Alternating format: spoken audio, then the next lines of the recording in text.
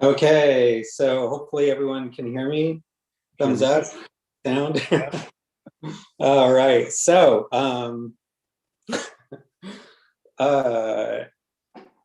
settings, too many settings across the tubes. Let me start over.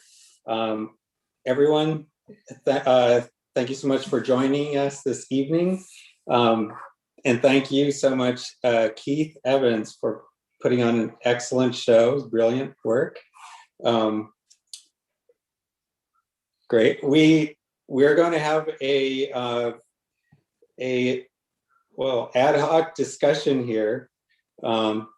Everyone is welcome to post questions in the chat.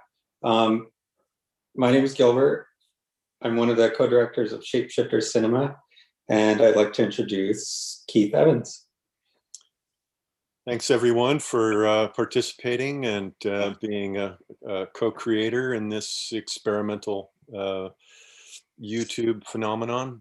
Here we are, now, then, ever, when, wherever, whenever it is.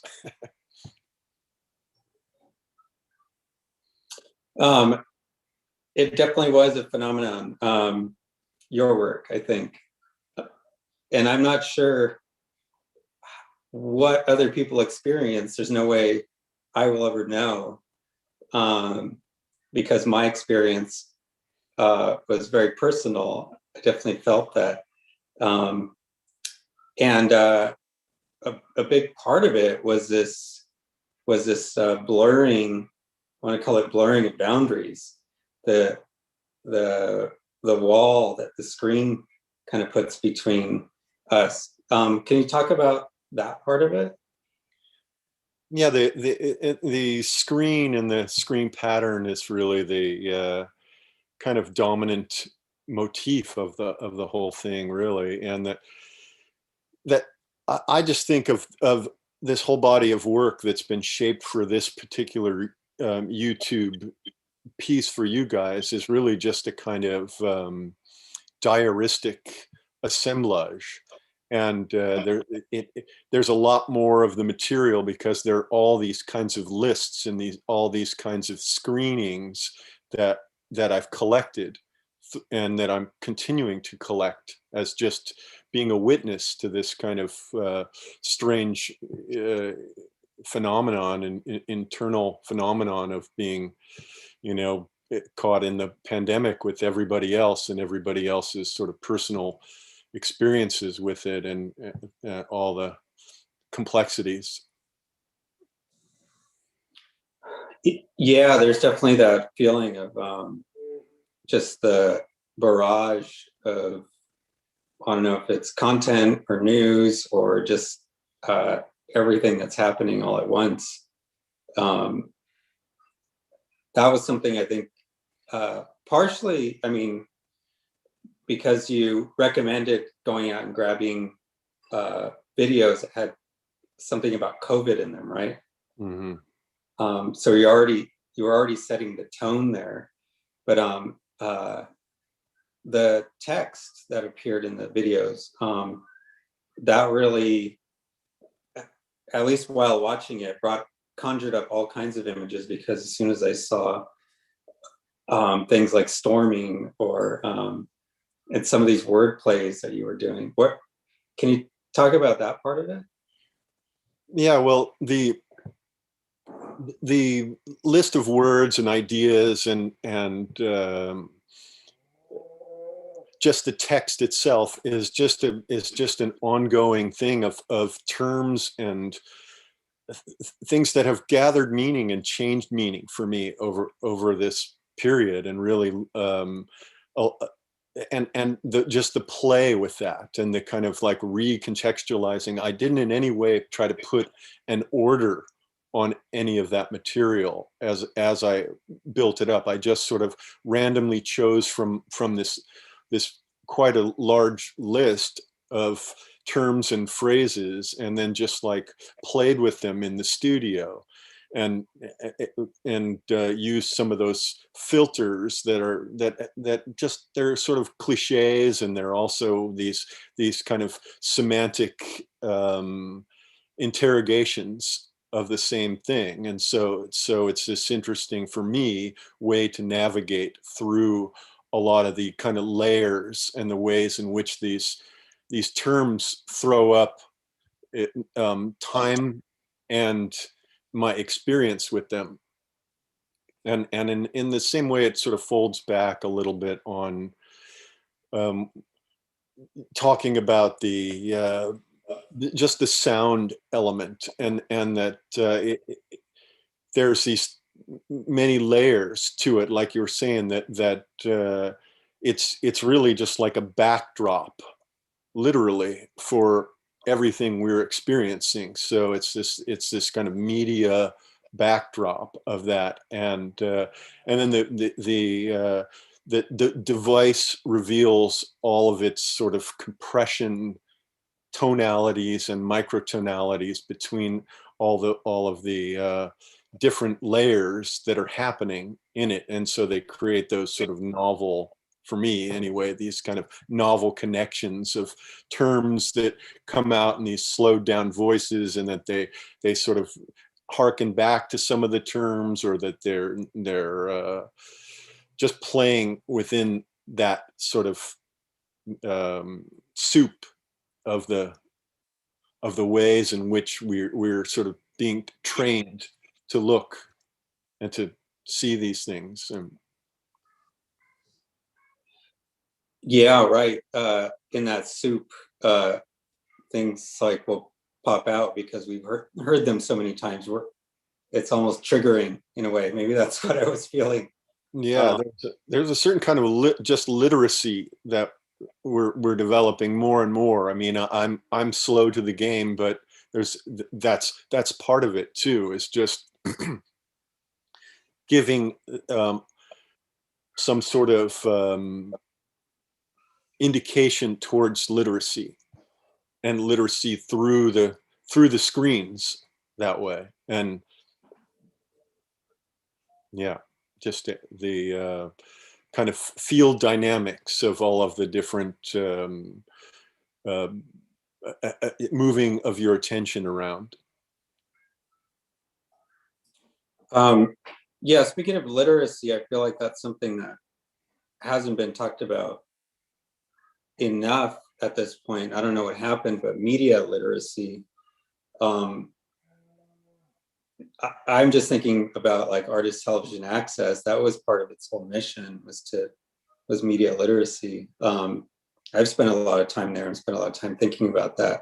But I mean, they started in the whole context of cable television and all this new wave of kind of like broadcast and information coming at people.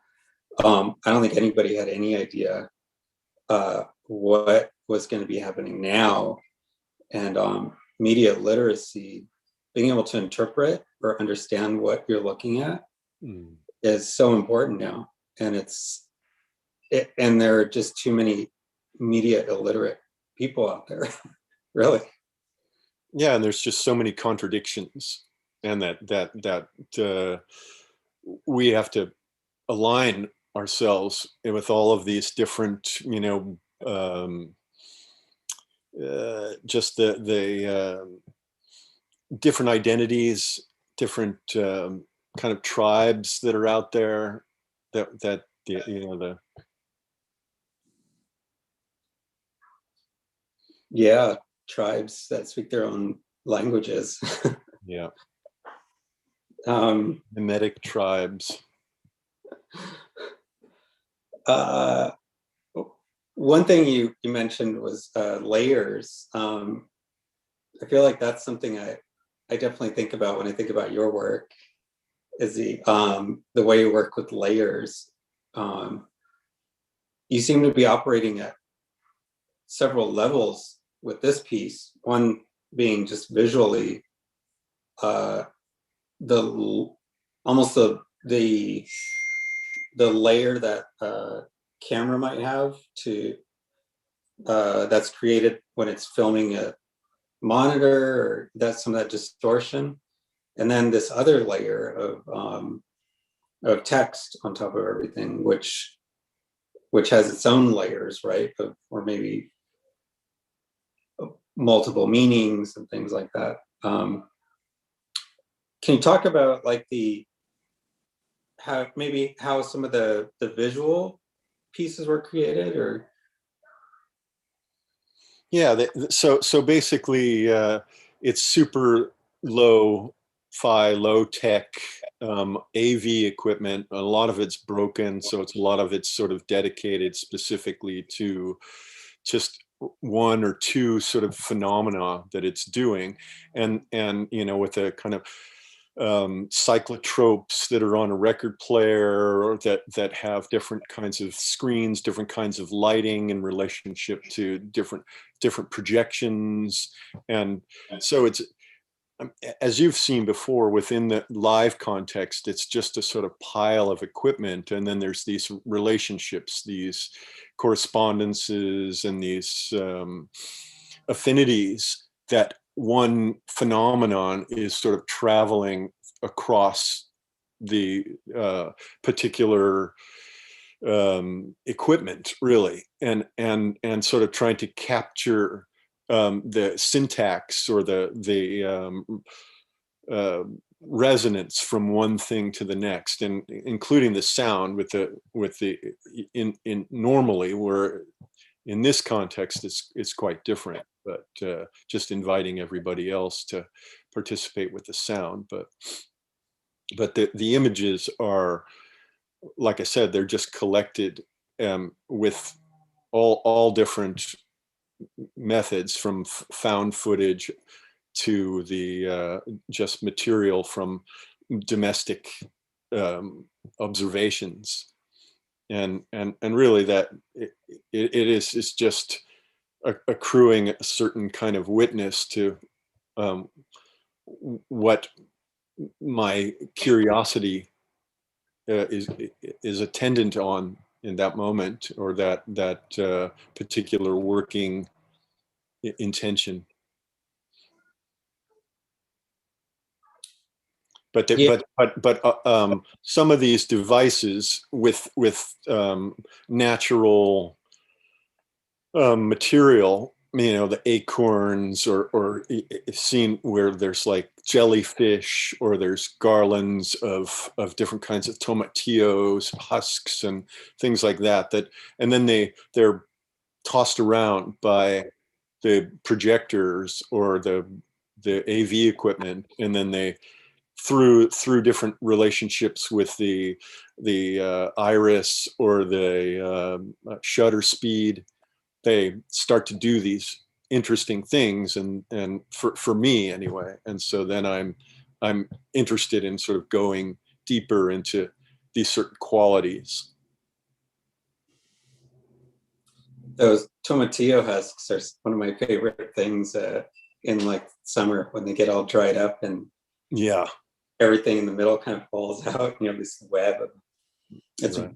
beautiful, kind of these beautiful natural sculptures. I just really appreciate the fact that you incorporate that into your work.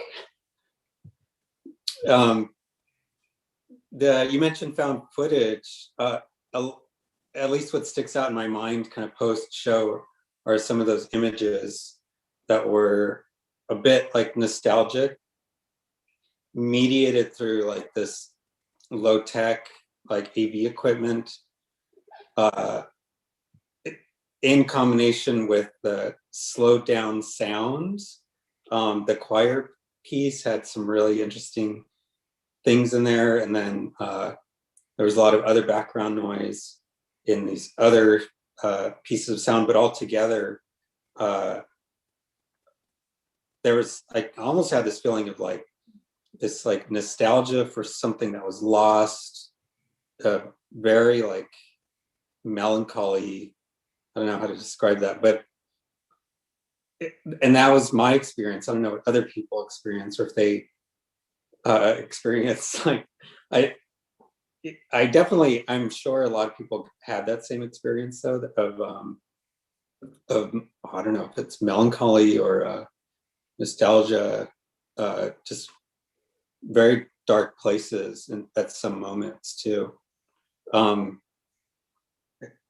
is that, I'm just thinking about some of your design for the sound part of it when you were doing your tests, like uh, how much of that was supposed to come through, or what were you hoping people would get out of the sound, I guess, be my question. Yeah, it's I mean, I'm not sure. I'm leaving it up to everybody to have their own emotional experience. But for me, it's true. The slowing things down, it it works on a bunch of layers for me. That we're all slowed down in a lot of ways, and then there's this just memory thing, and this kind of this stretching out these moments that we can make decisions within these stretched out moments, maybe more effectively, and that gets into just sort of a kind of, you know, social and political a critique of just novelty and of maybe some sort of emergent spaces that happen in those spaces between, and we can open that up a little more. And but it's true, when you slow that stuff down, it really has a, a kind of sorrowful side. um, I'm just going to say, people on YouTube have questions, feel free to post them in the chat. I'm keeping an eye on that. Uh, tell me about like how this moment's affected your work. I'm just thinking about as an artist, and you know, uh, you don't live in San Francisco, like in the city, right? You're outside of the city, so um, uh, I know when I think about like COVID, like everybody talks about the everything being shut down, right? You can't go to your favorite restaurant. Um, but for you outside of the city, like what's the effect been out there? And then like going further, what's the effect been on your practice being able to make and show work? Yeah, of course, the it's affected everybody, and it's something where it seems like we're all, I'm checking in a lot on, and I feel a bit like I can't really um, enjoy the amount of work and just texts, like reading, and certain, I'm really involved in tracking so many of the things that are happening, and on a lot of different levels, and so that's been a lot of work too. And but you know, just like any town, it's shut down, and where Yeah. we are, there's beaches nearby, so they're filled, and so there's tension about, you know, just mask wearing, and like just general disregard of the protocol, whatever that is. But you know, as far as affecting what I do, artistically, in some ways there's not a lot of difference within this sort of studio and collecting practice, other than when shelter in place happened a year ago. I was working on some other projects, and then I felt like I couldn't work on them anymore. I really had to just start um, looking and dealing with whatever this is. It felt like it was so pressing that it wasn't something I could just escape into, you know, an art project or work or something. I just really had to sort of somehow process a lot of my experience through the artwork as well. And but it obviously means a great change in terms of display and of being able to kind of do what I have done in the past, which is a much more performance arts and really enjoying the collaborative novel presence of an audience and that impact upon moment to moment events within the work and create it like that. Whereas now making something like, for this context, it was a very different thing. I mean, like I said, I just shaped this material for something and trying to somehow ask everyone to participate in that in a way that still creates the performance,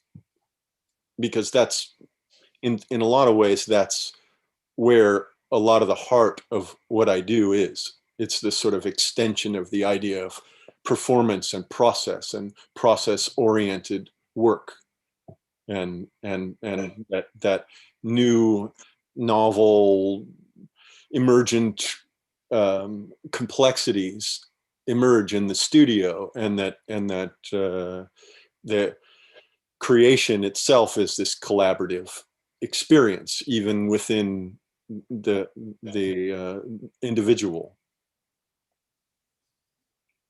Yeah, I guess that's a huge piece that's missing for you here, which is each of us got to collaborate and create our own mix of sound, but you weren't there to see people do it or to hear what they created or to get that feedback. Mm-hmm. That feedback loop. It's kind of, yeah, missing that piece there. Yeah, there's a whole emotional layer that's primary and primal, that is, and it's not like transmission can't happen through this electronic thing, but it's a very different feeling. Yeah, exactly. There is a question in the chat here. I'm just going to read it. Can you talk about nature, the organic, your use of nature footage, animals, trees, etc., and its relationship to these highly digital and participatory environments you're producing, and in parentheses, enabling? Yeah, I think you know a lot about nature and natural forces, right? No, no more than all of us. We are nature, and that's kind of how I feel about it. That there's this sort of Gary Snyder and that sort of no nature thing. Like, nature is what we are. It's indistinguishable. So even our tools are natural, but it doesn't mean that we're trying to sort of demechanize them or change. It's just that they are an extension of our participation with natural patterns, and it's really becoming aware of those patterns and deepening that awareness. That is, and I personally really am involved and engaged with and inspired by the observation of the non-human world, and even though that's interspecies or interphylum, whatever it is, there's just like a deeper teaching about how ennested we are into the patterns of creation, really. And creation for me holds a sort of bigger idea than just nature. Although, a lot of work that I do addresses that addresses that idea of like nature with and all of the sort of or some of the historical kind of questions and philosophies around these sort of naturalist and post-naturalist and what Jeff Christian and I called paranaturalism, and so that sort of naturalist engagement. And you're talking about, yeah, so removing that separation between us and nature, right? And talking about we do as maybe extensions of nature. Yeah, and there's something for me that is just kind of acknowledging and embracing the sort of animal aspect of our nature, and so observing other animals, and even if there's not a single human in some of the work, it's still a presence, and that presence is what we are within the kind of smallness of and the humility of the natural and the landscape. Yeah, yeah. I mean, it's definitely something that emotionally touches us when we see any creature in nature either, flee danger, or maybe even just be enjoying, like sitting in the sun, nibbling on grass, or um, just thinking about footage of nature, and the way you're talking about it. That's really interesting. Some of these maybe boundaries or separations between people and nature, I feel like that's part of like what you bring to performances as well, right? The materials that you bring into the performance space, very different than just sticking to celluloid and these mechanical projectors. As far as that some of my setups are just a pile of AV e-waste. There's that. Well, there's that. I love that part of it, of course. But I think one show you did for us a few years ago, there was some jellyfish skin involved. Is that right? Yeah, yeah. Those yeah. There's garlands of those. I love that. Where we are now, though, with incorporating nature into your work digitally and over a live stream, I think that's part of what this question is about, though. I'm just kind of coming back to this. It says your use of nature footage and its relationship to these highly digital environments. Mm-hmm. What are your feelings on that part of it? Again, like I said, it's just they're portals into just ways of looking, and you kind of want to try to, for me anyway, one of the things of the experimental film tradition is just disrupting these established, habituated ways of seeing, and sometimes that's just a small tweak on some sort of media and these assumptions about it, because everything has become language. So there's all of these just semantic and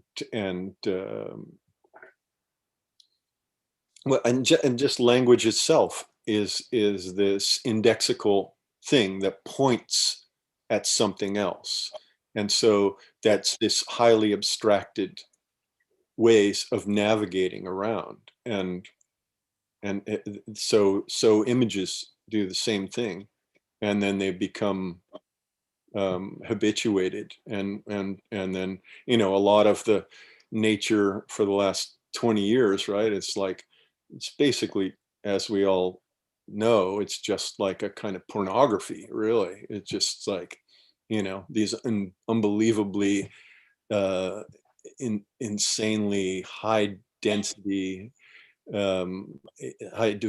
definition, um, you know, just, yeah, some amazing stuff, but it's super seductive that way.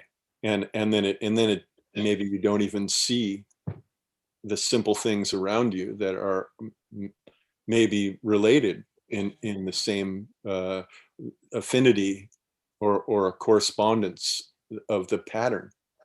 And I mean, maybe you do, maybe you don't, but it's just and that all has to do with how the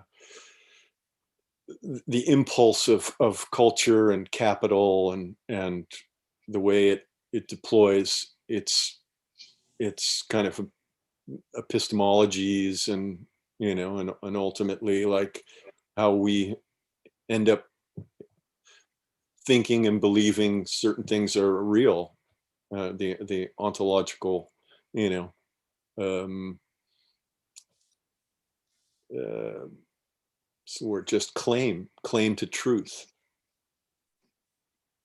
Yeah, sure. Yeah, definitely get that.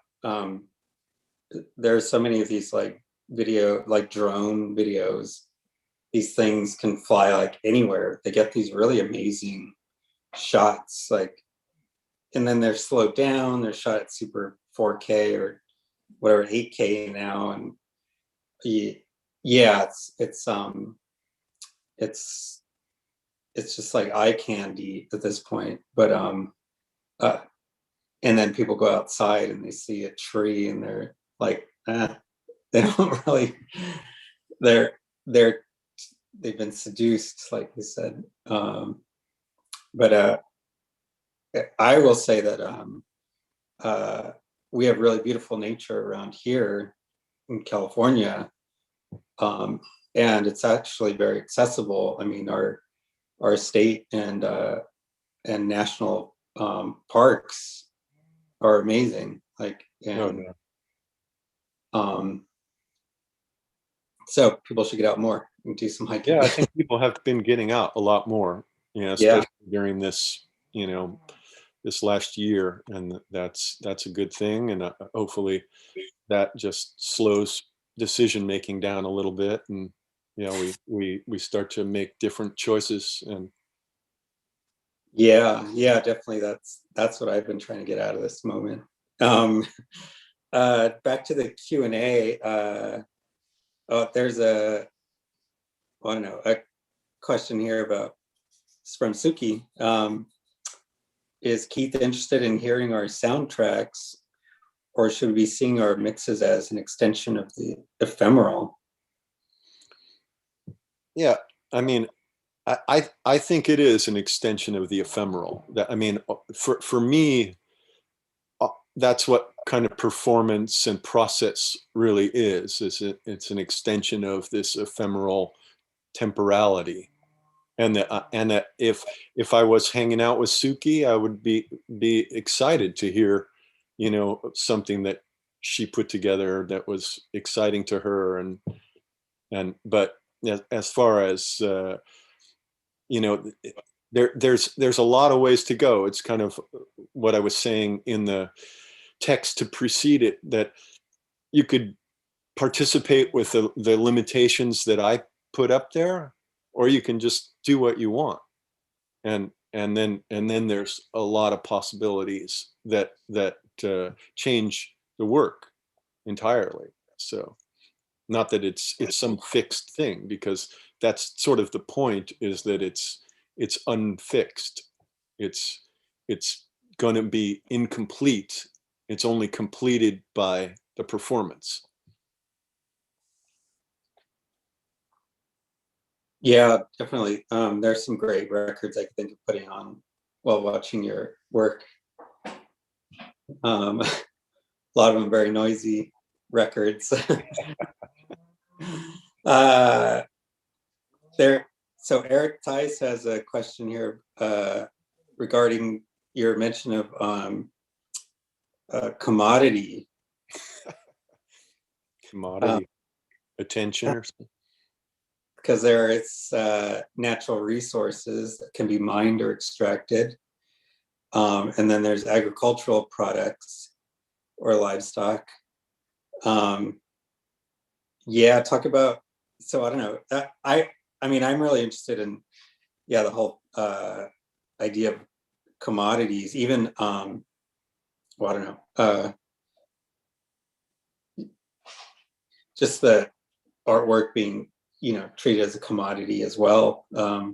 Maybe the more commercial, like art settings, but talk about like our attention as a commodity, because I think a lot of us know that you're talking about YouTube, right? These other players that own the platforms that we are all here looking at and Performing for, yeah. So how did, talk about your relationship there with, I don't know, being part of this exchange. Yeah, it just remains open, but I agree that that it's being mined just like in any, but you could think of it as you could reshape it and change the context of the idea of commodity in terms of barter, or in terms of other kinds of exchanges, something that somebody wants. And everybody wants attention. Everybody deserves, attention in terms of just some sort of return of affection and enjoyment and presence with each other. But I don't have an answer for that, other than that sort of power dynamics as a sort of critique and of just an awareness of patterning, that we're being trained to do certain things, and then some of those choices you can undo by making other choices that maybe you wouldn't make, that change your relationship to the larger power structures that are harvesting those choices in order to sell you back your water, that you just peed out. There. So so there's something going on here. I think we were just talking about nature, maybe hiking. That's probably something that cannot be commoditized, because we get to experience it in real life, and it's maybe it's ephemeral. It's not, doesn't have any like value to the system. And then there's this thing that we're doing right now, which is we're talking on this platform, and everything we're saying is being mined right now. So our waking hours, our breath, like the energy that we're using up right now, we're giving away that to this. That's the maybe part of the exchange of commodities there. Yeah, but it's also maybe not one thing. Maybe it's many things too, because this community, this mimetic tribe, may have a different or be changing certain values, and so the value is worth something different that is not necessarily important for the bigger power for its particular sustaining its economy or whatever it is. So there's a lot of layers. It's like there's not one internet, right? There's a lot of them. So it's interesting that we're participating in that, and that's something that's really hopeful, that there are these group of people that are involved in Game B, and lots of different new kind of value structures and new ways to negotiate these other ecologies and other ways of being, and try to kind of, leverage out, if possible, some of the dead players in a lot of these game. So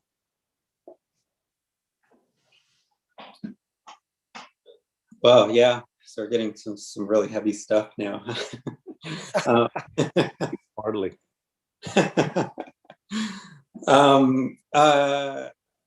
just want to wrap up here.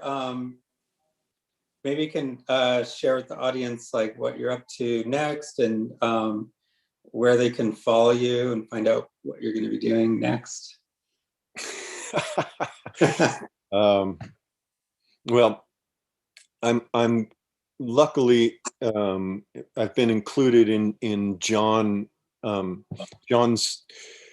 Davis's project, his newest gravity spells thing, and that at some point this year will be released, and then if at all possible, hopefully we'll be able to perform something with a larger community at some point in the distant future or near future. We'll see, but that's and then I'm just continuing to do my studio practice, and we'll see. I think my website got taken down, so I'll be working on getting that back up at some point, and that's another one of the bullet points in the studio. So things are changing, and yeah, and I'm super grateful for you and Kathleen to invite me to do this, and that everybody is willing to participate in this, and I've been really enjoying the all of the other presentations. So thanks for keeping the community together. And yeah, thank you so much. Thank you for this experiment. It's excellent work. Really appreciate it. Well, with that, we will see everyone next time. Thank you again, Keith Evans. All right.